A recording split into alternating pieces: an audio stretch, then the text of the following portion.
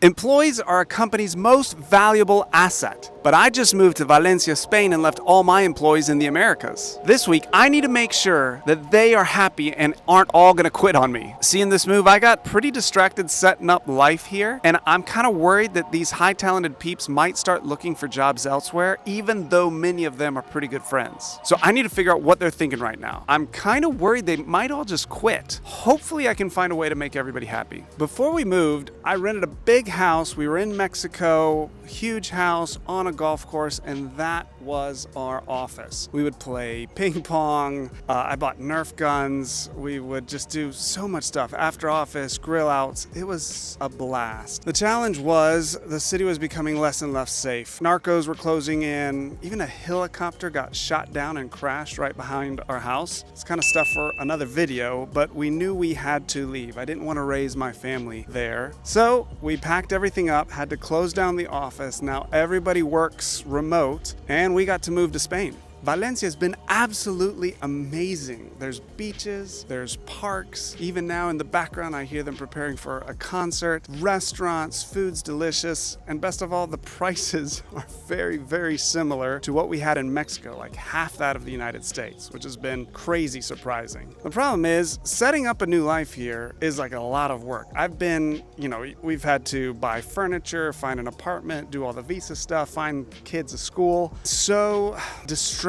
Even when I'm on a call, I feel like my mind is somewhere else. I'm just very grateful that the team has really stepped it up and been incredibly supportive through all of this. My team is what makes this company work. They are absolutely amazing. So much talent, so focused, so kind of top-notch in their industry. And honestly, that is the thing that sometimes worries me, because they could easily up and go get a job practically anywhere else. I definitely don't want that to happen, and I am back and fully committed to making sure that they are happy and satisfied here. Because here's the thing. I actually have a pretty big vision for the company. I've got a lot of stuff I want to do, and I want to increase their salaries. The vision includes getting everybody raises, everybody to a totally different level in their career. And it's not every day, at least I don't think so, that business leader wants to pay their employees more money. And maybe they want to, but are they actively seeking to find ways to do that? That is what I am committed to. But it's been a while since I've told them that.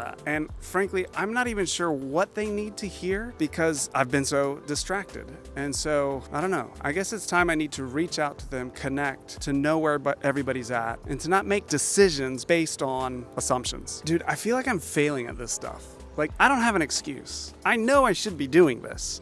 It's like, I don't know if it's laziness or it's probably more fear. Fear of hearing something I'm not gonna wanna hear. Just insecurities all around as a leader, which just kind of crop up in weird spaces. Either way, I have to press in. I have to do this. It's time to reconnect. So I guess now the question is how? I could ping them all in Slack, ask them there. I just don't feel like they're busy. They're not gonna take the time to really give me a full answer there. I could also do a survey. Most people would say to do something anonymous so they give you their real feedback. That just doesn't feel right. I think I'm just gonna do a one-on-one 15-minute meeting with every single person because they are all straight shooters.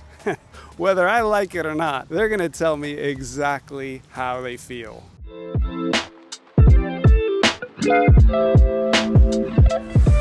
Okay, so I announced this the other day to the team. All the calls have been scheduled, and I'm about to hop on the very first one. So let's see how this goes.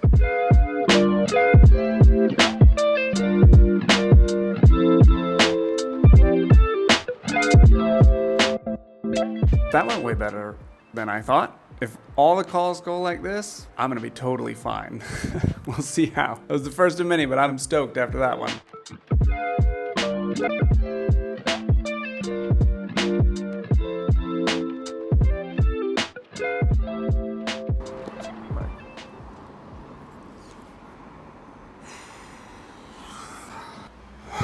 Well, shoot.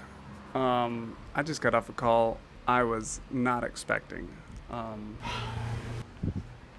I don't even know what to say. That was tough. One of my best friends that I've known like since we're little is he's having a hard time. It's like it's a mix of personal and I mean it's also professional. And I didn't even know what to say to him in the moment. It's like sometimes there's not words. There's not, I don't know. I tried to be empathetic. I tried to connect. And it's hard to see him like that because I feel like I'm also personally somewhat responsible for that. But at the same time, it's not stuff that I can just rescue him. Like I can't just fix it all. Anyways, I don't know. It's hard. But I gotta keep going. I scheduled these a little bit too close back to back, so we'll have to think about this later.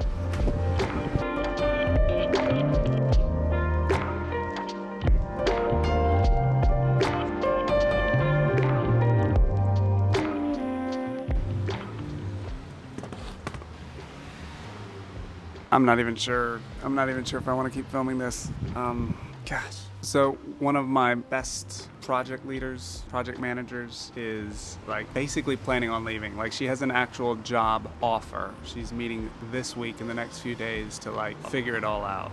This is exactly what I was scared about. This is the thing that kind of like makes me doubt my own leadership, and it's like the thing that I didn't want to hear. Anyway, we've got one more interview to go and it'll be over.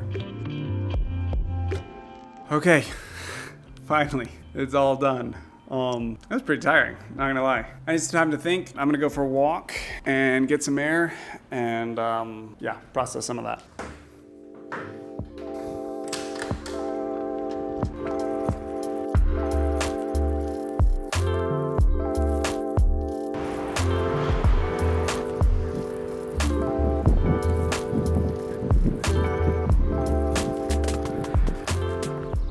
Well, frankly, I'm relieved. I thought it was gonna be way worse, and overall, it's like overwhelmingly good. Yeah, there were some definite hard things to hear, but I was shocked. There's two things that really caught my attention and surprised me. The first is that people are actually happy with the restructuring we did. I thought they were gonna be upset about that because some people had to leave the team a month ago, and they're actually happy. They feel like all the right people are in the right place. And literally, I think my face sometimes on that was like, wait, what? Like, oh, that's amazing. And then the huge shocker is they're happy working from home. I mean, they miss, like me, good old times together, but they were all overwhelmingly positive of like, I'm able to focus better, I'm more productive. So that blew me away.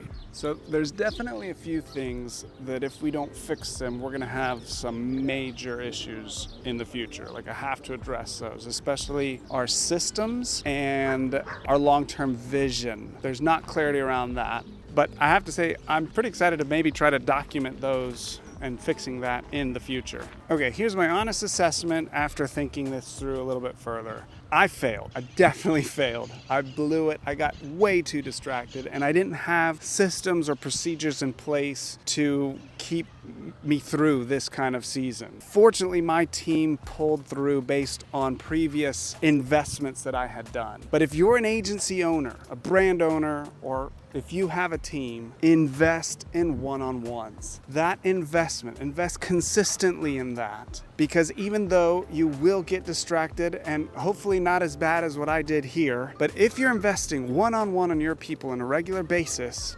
they will stick with you in those difficult times. There's a loyalty that creates and a commitment from them to you because they know that you are equally committed to them. All right, like and subscribe if you want to see me try to apply the Fusion framework to every area of my company. Cannot promise that it will always be successful, but if you want to follow along, I guarantee you we're going to have fun along the way.